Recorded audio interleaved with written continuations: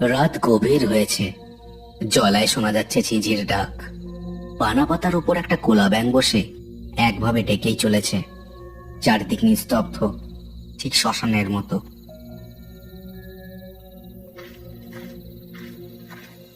এমন সময় একদল লোককে দেখা গেল। একটা মস্ত বস্তা নিয়ে এসে দাঁড়ালো সেখানে। কয়েক মুহূর্ত, তারপর ঝপাস করে একটা শব্দ। বস্তাটা এসে পড়লো জলায়। বস্তা থেকে লাল বর্ণ বেরিয়ে মিশতে লাগলো জলের মধ্যে।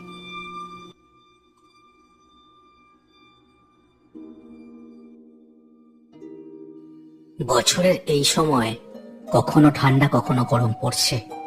শীতের আমেজ যাই যাই করেও এই বিভাসপুর থেকে যেন ঠান্ডা ছাড়তে চাইছে না। তবে আজকের ঠান্ডাটা যেন একটু বেশি। হালকা কুয়াশায় ঢেকে রয়েছে গ্রামটা। বিভাসপুরের দক্ষিণে রয়েছে